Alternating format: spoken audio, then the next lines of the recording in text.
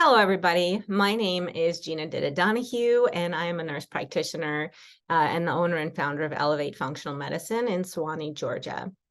And today I'm going to talk to you a little bit about type 2 diabetes and integrative approach. This is a big subject to tackle in a relatively short amount of time, but we are going to do our best. So I do have some disclaimers. Well, no disclaimers, actually. This presentation is for educational purposes only. I don't have any financial relationships to disclose. But I do want to let you know that this presentation is offered through a functional medicine lens, so it's a little bit different than the conventional approach to type 2 diabetes.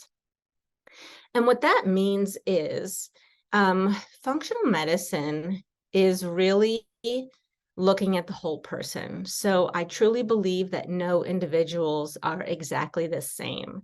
Each individual is a unique being with her own genetic, environmental, lifestyle, stress, and dietary influences on her overall health and wellness. Therefore, each individual's unique story must be evaluated in order to know how to truly bring her back to balance. And I don't know how familiar people are with functional medicine or the health matrix, but this is a health matrix that I put together.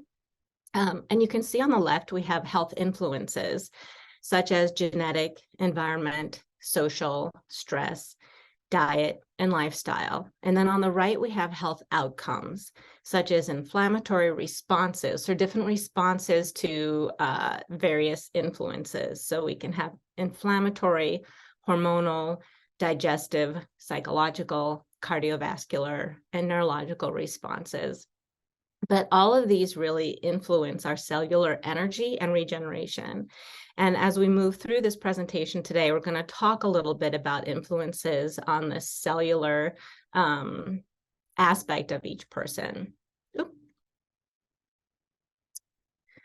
So our learning outcomes for today are to recognize the prevalence of type 2 diabetes, recognize the interplay of genetics, lifestyle, and gut health on developing type 2 diabetes, learn about lifestyle interventions to prevent or manage type 2 diabetes, and learn about nutritional interventions to help prevent and manage type 2 diabetes. So let's just start with basic information. So what is the prevalence of diabetes? Unfortunately, these statistics are really still quite outdated. This is from 2021, but they were collecting data over 2018 to 2019. So honestly, I think these numbers are even worse today. But in general, we can see that there's a higher prevalence of type 2 diabetes in men versus women, slightly. So we have not, and then non-Hispanic Black men, 12.2%, women, 12.1%, total 12.1%. Non-Hispanic white, 8 in men, 6.9 in women, and the total is 7.4. But really, when you're looking at the numbers, it's about 37.3 million people of all ages had diabetes. About 37.1 million were adults ages 18 years or older. That's people who were diagnosed. Then we have here again, kind of breaking it down with age. So the older you get, this is just a trend that's important to note, that the older you get, the higher the prevalence with diabetes. So age is definitely a influencing factor, and certainly not one that's within our control per se, because we are all getting older every day. But then when you look at people who are diagnosed, again, slightly higher in men versus women. But then we have undiagnosed diabetes, and this is really important to pay attention to, that quite a few people have insulin resistance, but they have not yet been diagnosed with diabetes. So we have in our minority groups, slightly higher percentage. And then one group of people who's often just left out, I had to actually search separately to try and find American Indian and Alaska Native adults, because they're not put into these statistics. And they are actually among the highest group of people with diabetes diagnoses. And so 2.3 times more likely than non-Hispanic whites to die from diabetes. So not only do we have a higher prevalence in our Native communities, but we also have higher mortality rates. So very important to recognize that as a group that is high risk. Then we have prediabetes prevalence. So in 2019, 32.2 million adults ages 18 to 44 were diagnosed with prediabetes. So 96 million people in all were diagnosed with prediabetes. Much higher prevalence in men versus women between 2017 and 2020 when data was adjusted by age. But then when you look at all the people who are diagnosed with diabetes and undiagnosed, and then you look at people who are diagnosed with prediabetes, that's 133.2 million Americans with some type of insulin dysregulation. And again, these numbers are outdated by about 3 to 4 years. So this is definitely a prevalent issue that I think is often not recognized, because I'm not sure how many people are actually looking at insulin levels and insulin sensitivity in just routine exams when they see people coming through their doors.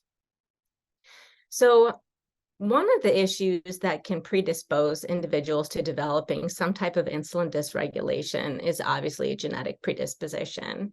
So the more that we understand about genetics, the more that we can see how our influences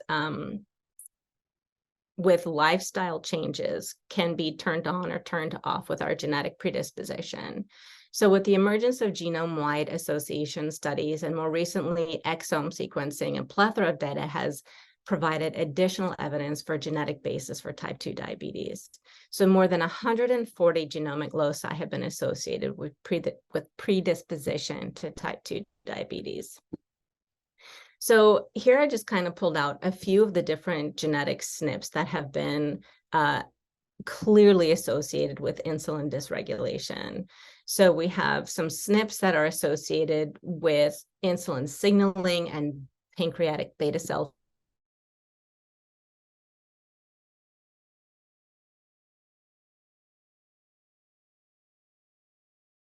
remember that our fat cells can create inflammatory cytokines that then create this feedback loop that goes back to exacerbate insulin dysregulation and lipid metabolism. So we also have SNPs associated with increased body mass index and obesity risk. Then we have, there we go. Okay, insulin signaling and glucose uptake is regulated by our genetics. And another one here, GCKR, is associated with insulin regulation, regulation of glucose and lipid metabolism. And then another one, the ADPOQ, is associated with adipokine involved in regulating glucose and lipid metabolism. So we know that we have a genetic predisposition to certain metabolic diseases, but then whether or not those genes actually manifest themselves, that is dependent on our ability to methylate. So when you're looking at the genetics that have to do with type 2 diabetes, oftentimes you do not see methylation necessarily coming to the top of the list. But methylation is the process of DNA synthesis and repair. So when we have methylation issues, whether we are genetically predisposed to having methylation dysregulation, or we have a high environmental toxic load or burden in our body, we're going to be more likely to manifest genetic SNPs. And we do have that demonstrated in some studies such as here. So because of metabolic intermediates are key factors in DNA methylation and demethylation, perturbations in metabolic homeostasis can trigger alterations in cell-specific patterns of DNA methylation and contribute to disease development, including type 2 diabetes, because of its potential to alter gene expression.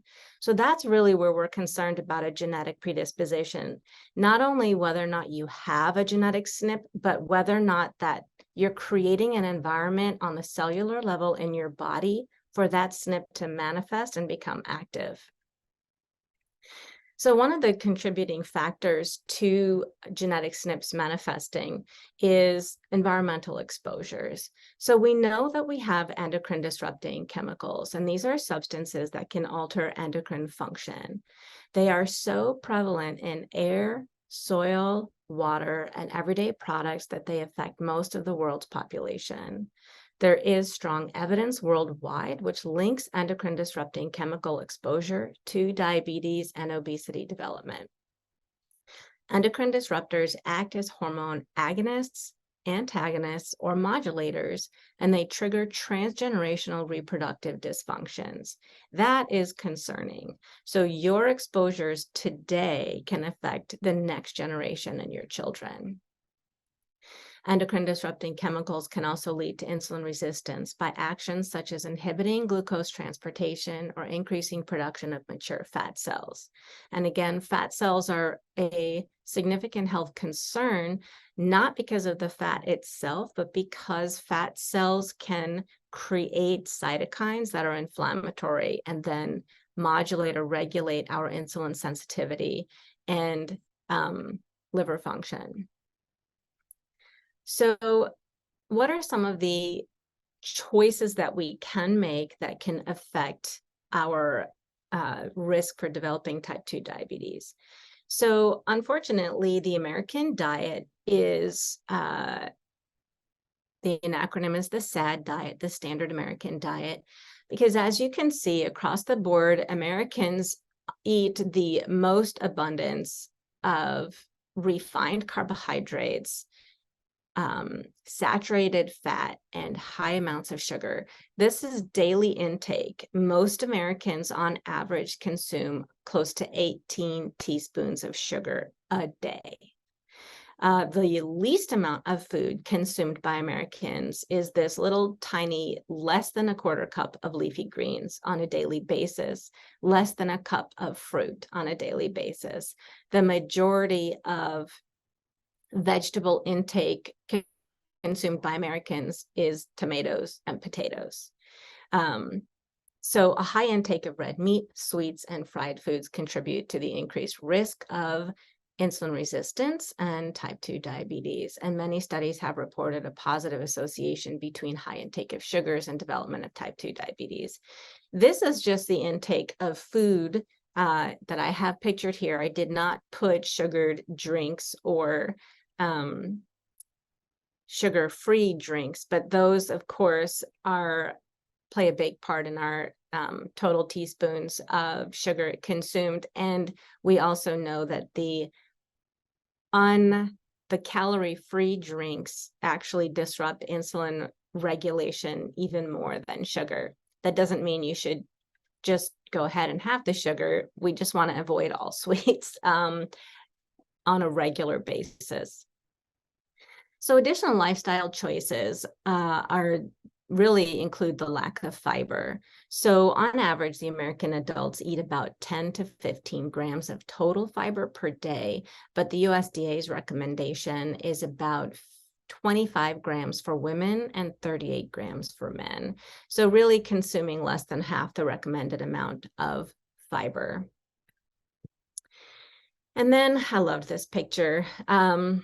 A large number of cross-sectional as well as prospective and retrospective studies have found significant association between physical inactivity and type 2 diabetes.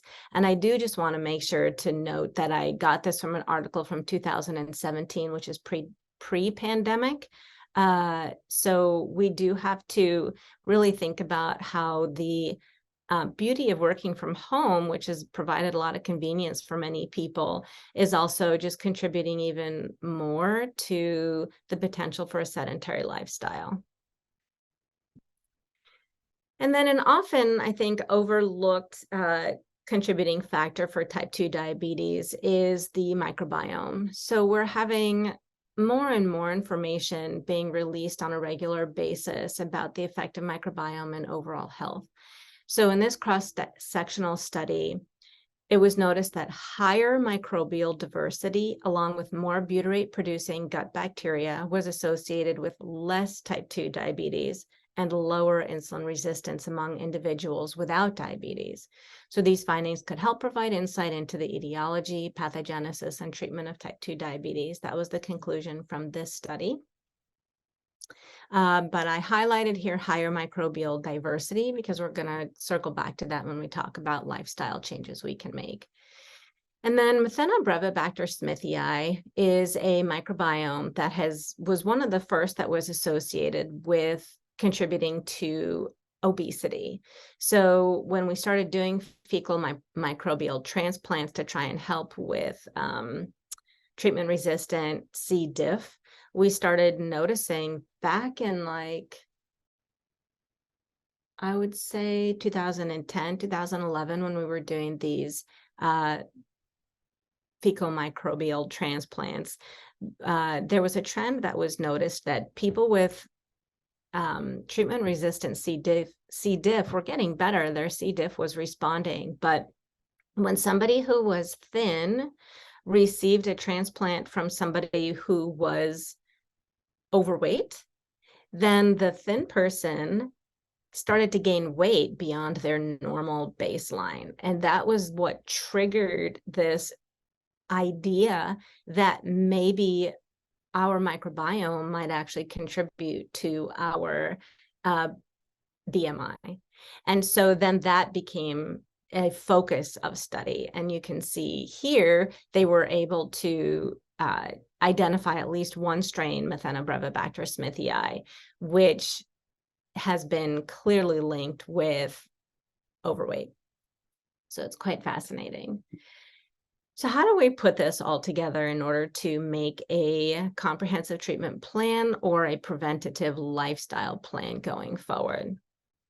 So again, we really can't underestimate the effect of genetics. So we have a genetic predisposition to insulin dysregulation. Then we have the standard American diet. Then we have a relatively sedentary lifestyle. And then we have endocrine disrupting toxins in the environment. All of these can affect us on a cellular energy level and a cellular signaling level. And then that also can affect our microbiome. So then that leads to insulin resistance. So keeping that in mind, I want to circle back again to methylation. So many people, I think, even in the conventional medicine world now know about MTHFR. We have Deplin out there in order to help provide people with some folate. But we have to think more about pathway-based genetic testing. So MTHFR is one genetic SNP in an entire methylation pathway.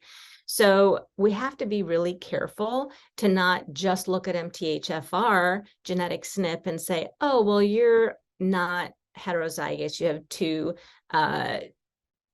wild type SNPs, and so you're fine. You don't have a problem. That's actually a very simplistic way of looking at things and really not accurate at all.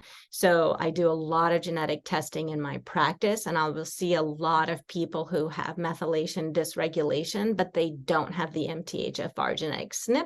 They have issues on the other genes in that pathway. So it's really important for an individual to know what is their own homocysteine level, what are their personal B vitamin levels, what are their amino acid levels, in order to get a full picture to know how is your body methylating properly. Then again, we have to really think about how methylation is impacting our microbiome. So environmental factors such as diet, exercise, age, and the gut microbiome contribute to the etiology of type 2 diabetes because these aspects can alter the epigenetic landscape that leads to changes in chromatin structure and gene expression. So the main epigenetic mechanisms are DNA methylation, histone modifications, and the action of non-coding RNAs, and hence may mediate the effects of environmental factors on type 2 diabetes. So in this study, it posits that DNA methylation is both a possible cause and consequence of type 2 diabetes. I just think it's really important to recognize that we've got diet, exercise, age, and the gut all being linked together to create the landscape for insulin dysregulation syndromes. So what are some prevention things, some strategies that you can take as an individual? If you don't know your personal methylation status or genetics, you can still support methylation. It doesn't ever hurt you to make sure that you're getting the appropriate nutrients needed. So we need methylated folate. So remember, methylation means that you don't have the enzyme to break down your folate into its active form, 5-methyl tetrahydrofolate. So that MTHFR genetic SNP, that stands for methylene tetrahydrofolate reductase. Reductase is just an enzyme. So we have enzymes to break down our food. We also have enzymes in order to make our B vitamins active so that they can enter into these organic chemistry processes that happen inside our cells.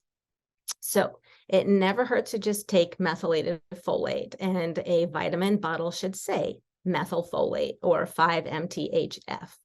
Then we also want to have methylated B12. We need B6, B2, B3, magnesium, B6, choline, betaine, and N-acetylcysteine. There are some excellent professional formulations that exist supplement-wise that will offer something called mitochondrial support. So a lot of vitamins will say that they are mitochondrial support. Really what that means is that they are, at least at the basic level, helping to promote methylation. So those are the kinds of vitamins that you're wanting to look for in a well-rounded supplement. In addition to supporting methylation on a cellular level, we want to decrease our toxic exposure. So I always send all of my patients to the Environmental Working Group website, the EWG, and I have people look up the Clean 15 and the Dirty Dozen. This is a list that is updated every year, and it lets you know what types of foods you should be sure to purchase organic, and what types of food you don't have to worry about because they're not testing high with pesticides or herbicides that year. This list is always changing and always being updated. So I just encourage people to use the EWG website as a great resource. They also have this Skin Deep database. You can look up a lot of personal care products and they'll have an EWG rating to let you know if there are endocrine disruptors in certain skincare or personal care products. It's very important to recognize that we absorb 100% of what is put on the skin. And probably one of our biggest sources of endocrine disruptor chemicals is what we actually put on our skin. So shampoo, lotion, makeup. So I really encourage people to utilize the Skin Deep database and get clear on what ingredients are you looking at on your skincare products. There's also apps like the Grove Collaborative. I use that to purchase my laundry care and home cleaning products. So the Grove Collaborative offers toxin-free personal and home care products. It's also really important to cook your meals at home as often as possible so that you can control the ingredients that are going in your food. Avoid plastic food storage containers. Avoid microwaving food in plastic containers or bags. You really want to be careful, especially with takeout, avoiding styrofoam food storage containers and to-go boxes. So styrofoam is one of the most toxic things that you could possibly put your food in, and you're leaching all the chemicals out of the styrofoam into that nice hot food and then eating it. It's really important to drink filtered water. Don't buy plastic water bottles, buy a water filter instead, and use things like a reusable glass or stainless steel thermos, not plastic water bottles, for your own hydration needs. Avoid fragrances. That's another really, really commonly overlooked exposure to endocrine disrupting chemicals are fragrances, and we have fragrances in so many things: cosmetics, lotions, candles, hairspray, aftershave, shampoo, nail polish, cleansers. So be aware of what you're breathing in and what you're exposing your body to. And then don't cook in nonstick cookware. Another big, easy thing to make a change in. Then when it comes to nutritional interventions to help manage type 2 diabetes, really one of the foundational recommendations is the Mediterranean diet. So if you can remember the picture of the standard American diet, which is primarily based on carbohydrates and saturated fat meat, the Mediterranean diet is more vegetable-based. And so we do know that vegetable-based diets in general are anti-inflammatory and rich in antioxidant compounds, glucagon-like peptide agonist compounds, and they can help promote the gut microbiota, being nice and diverse. So a Mediterranean diet is high in daily vegetable intake. It primarily focuses on minimally processed whole grains and legumes. And this is where it's really important to pay attention to labeling. So you'll see all over the baked goods aisle something saying that it's made with whole grains, and it'll have 8 grams of whole grains. But I really recommend that you turn around and look at the food label on the back, because it might say that it's got 8 grams of whole grains, but when you pick it up, it's very light. And when you look at the amount of fiber or protein listed on the nutrient label, it might have 1 gram of fiber or less and 1 gram of protein or less. So that product may have started out at one point in its life as coming from whole grain, but that grain was maximally processed. So you're not actually getting the benefit of whole grains. So when you're looking at food labels and you want to see if something actually has a whole grain, it should be very heavy, dense, and filled with fiber and protein. So that's kind of your trick. Don't read the advertising, look at the nutrient label. Then we want to be consuming legumes, nuts, and seeds. The Mediterranean diet really promotes fresh fruit as a dessert rather than a pre-made carbohydrate-based, sugar-based dessert. In general, sweets are based on nuts, fruits, honey, and only eaten on special occasions. And then a lot of food is made with cold-pressed extra virgin olive oil, nuts, and seeds as the primary fat intake. There is a consumption of cheese, yogurt, and red meat, but it's more a smaller portion of the diet. And there's a moderate intake of fish, poultry, and eggs.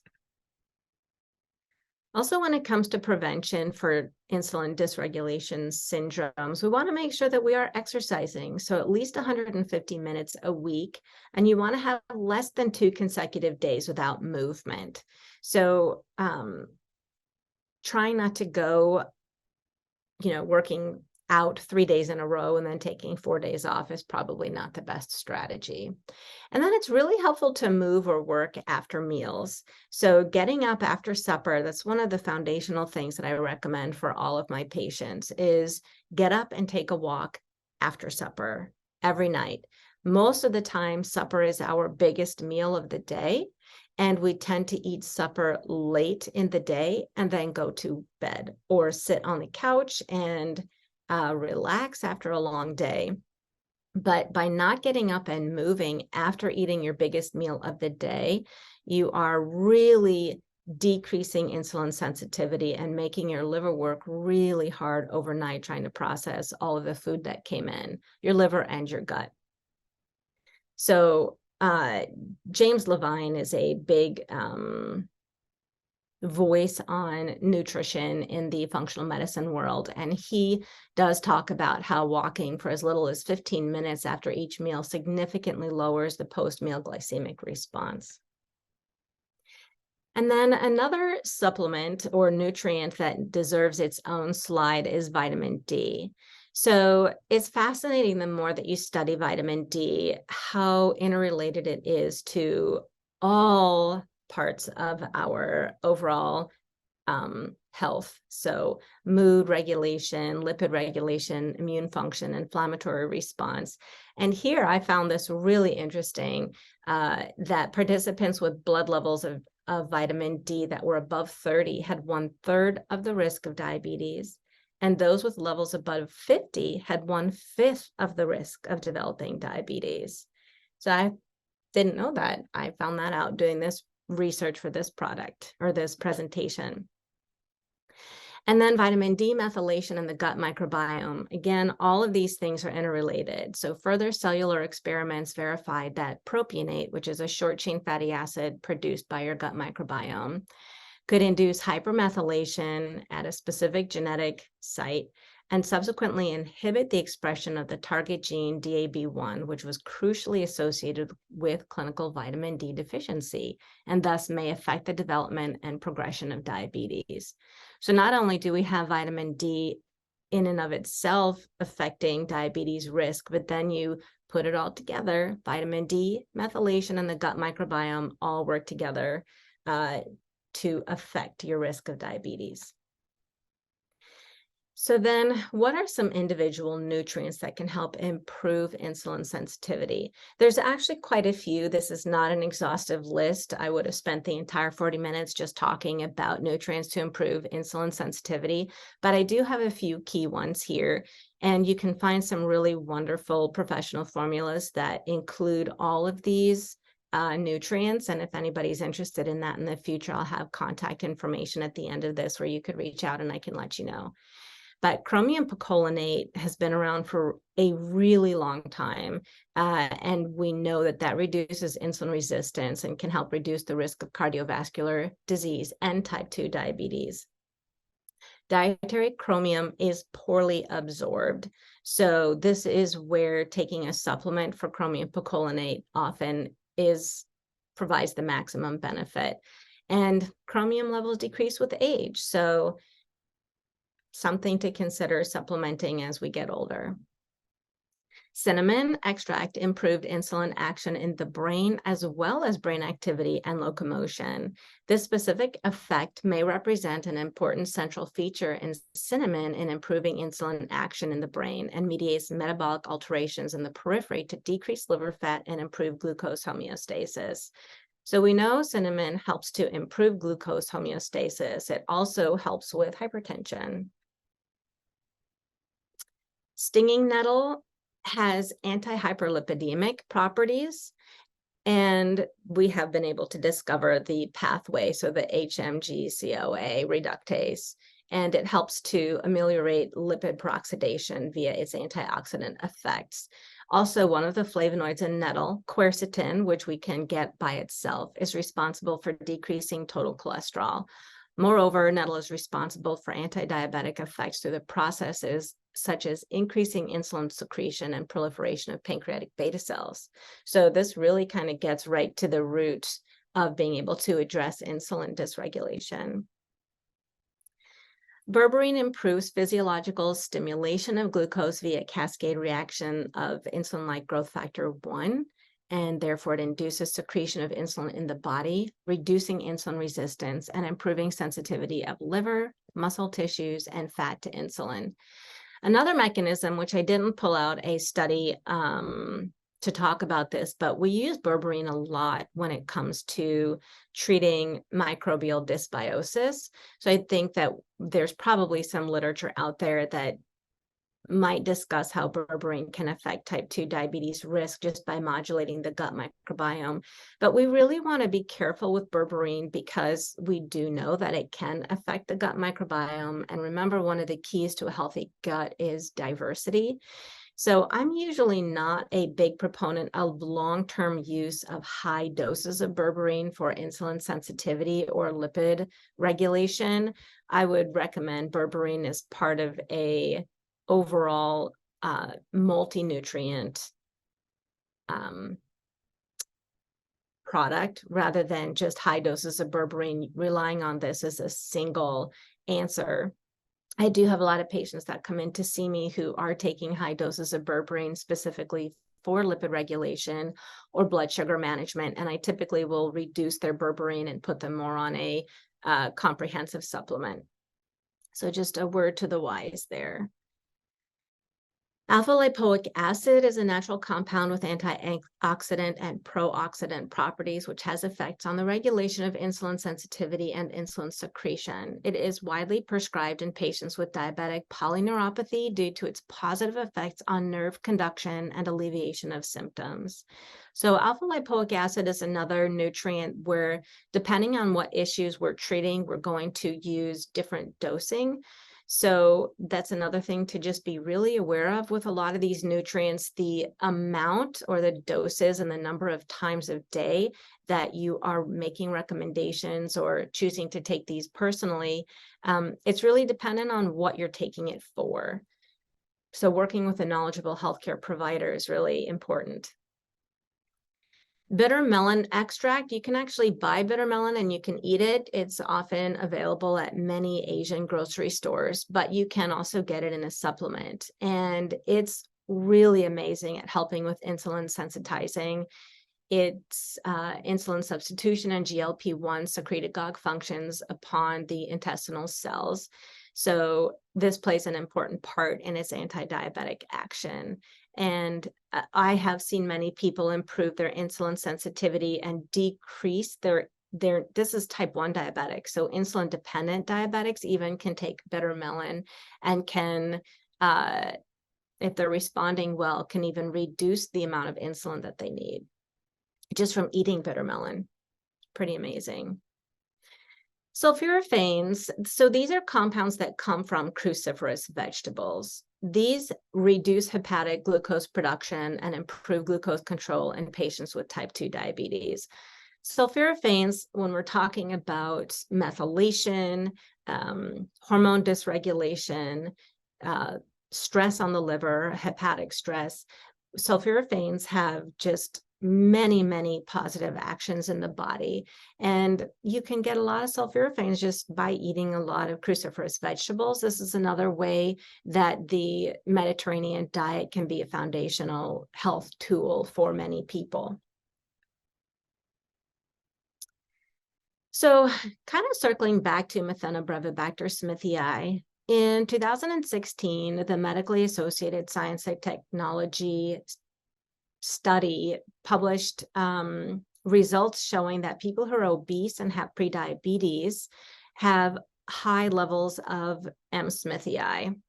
And by treating them with an antibiotic, it actually made a difference. They lowered their overall cholesterol levels and their glucose and insulin levels improved. So this is where earlier I talked about using berberine as part of an overall gut health strategy can help improve glucose and insulin regulation.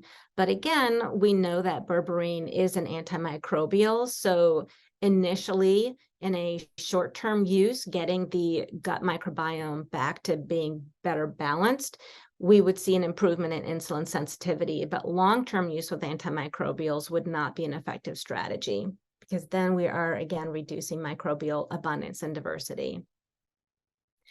So I always talk to my patients about the fact that our microbes are completely dependent on what we're eating. So it's not like they get to go to the grocery store in order to get the indigestible fibers that they need for their own life cycle and body processes. They rely on us. And so we have the key to a healthy gut is microbial diversity and abundance.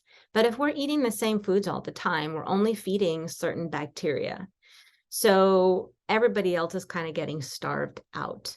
We want to eat a lot of different foods, a lot of different kinds of foods, a lot of different colors of food, so that we are feeding all the different types of bacteria and promoting microbial diversity and abundance.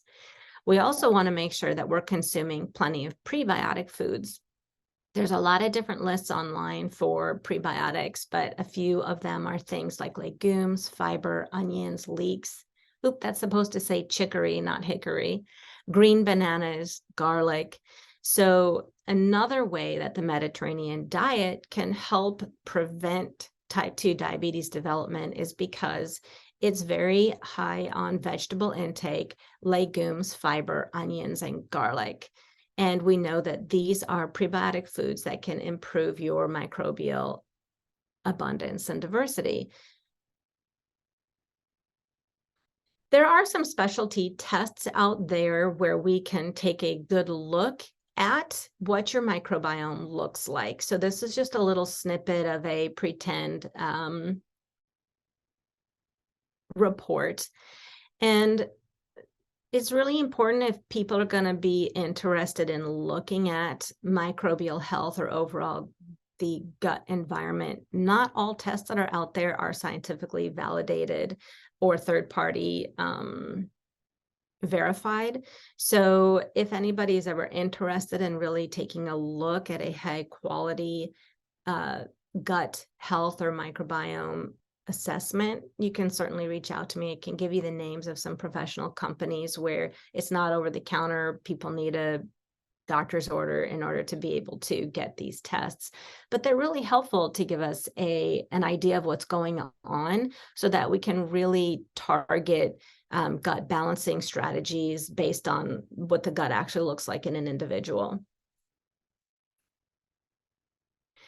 So again, the keys to preventing development of type 2 diabetes include understanding personal risk factors, decreasing environmental toxic exposure, eating a clean or organic diet filled with vegetables, nuts, seeds, vegetable-based fats and oils, and keeping sweets and saturated fats to a minimum, making sure to move regularly, promoting healthy methylation, maintaining a healthy gut microbiome by eating a diverse diet filled with plants, and using nutraceuticals as necessary to improve insulin sensitivity.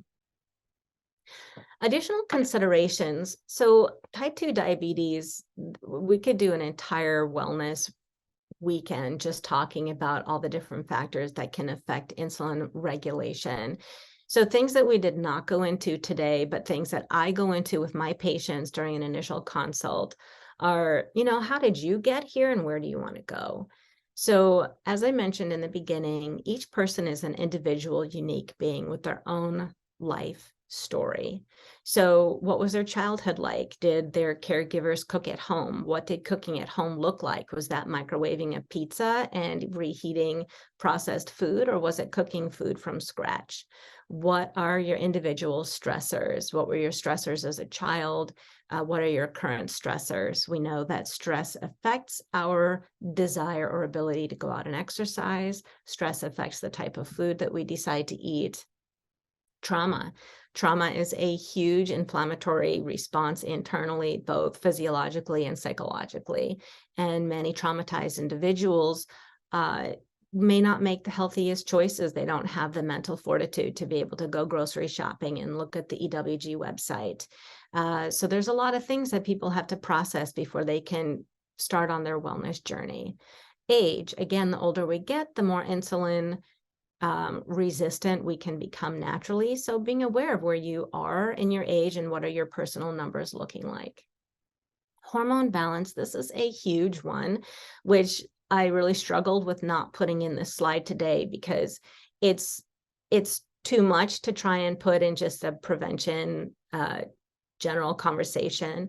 Polycystic ovarian syndrome and hormone dysregulation is very highly correlated with insulin sensitivity issues. Thyroid function, autoimmune and inflammatory diseases. So there are many other considerations when it comes to understanding how to promote an overall wellness lifestyle to prevent type 2 diabetes or to manage it once it has set in. And I just wanted to come back again to the health matrix so that people can circle back to how they think about their overall health. So health influences have health outcomes. And this is how we should always approach each individual and how we should think about our own lives, recognizing that your environment and the things that you expose yourself to both internally and externally will affect your cellular energy and your cell's ability to regenerate properly with healthy or functional methylation processes. All we are is a bunch of cells. cells become tissues, tissues become organs, organs become organ systems, and then organ systems become dysregulated when we don't have healthy cellular functioning. So lipid metabolism, insulin sensitivity, these are still things that are mediated by having a healthy cellular response. Thank you for your attention. I hope I made this somewhat clear. Again, I am the owner and founder of Elevate Functional Medicine. The website is elevatefunctionalmedicine.com. You can email me at info@elevatefunctionalmedicine.com. Our phone number is 470-266-1380. And if you want, you can DM me personally at ElevateFXMed. That's the social media tag. And I'm most active on Instagram. If you would consider getting into it every once in a while as being active, but you can certainly reach out to me if you have any additional questions. And thank you for your time.